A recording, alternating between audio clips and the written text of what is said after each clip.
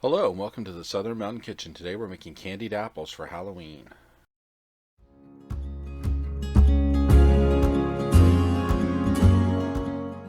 So the process for this really isn't that hard because we are going to use a kit to do this, which in the kit you are going to have your popsicle sticks and the mix that you're going to use to make this all happen.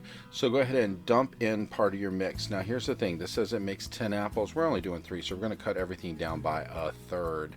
So I used a third of the mix, and then I use 3/4 cup of sugar, and I mix that all into my bowl.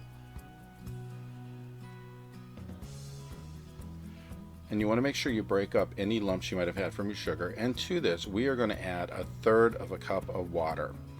Now they say you can do this in a saucepan to heat this. You really can do this in the microwave if you want to.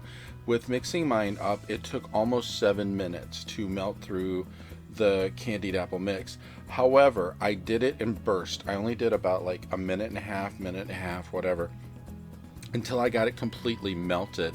And you have to stir this through the whole time. So start it, like heat it for a while, stir it, check it, put it back in.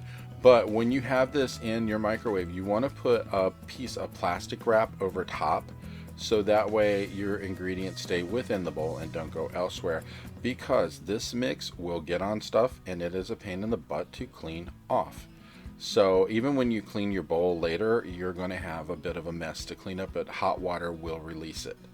So push your popsicle stick into your apple. You have to put a little bit of pressure on it because you're going to feel it going a little at first, but if you push harder, you'll feel it shoot through to where the seeds are in the center, and that's what you're trying to get to. We want these things to stay on the popsicle stick. And once you've got them in completely, set them aside. And once your candied apple mix is out of the microwave, you want to bring it over, stir it up quite a bit, and we're going to start dipping the apples because this stuff does not stay hot forever.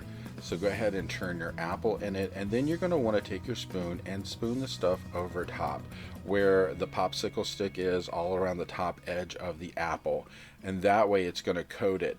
Now I did not want a super thick coating because when you bite into one of these things, if it is super thick, it is hard to eat and it will hurt your teeth. So I tried to do this with a lighter coating of candied apple mix. I really didn't want it to be hard as a rock.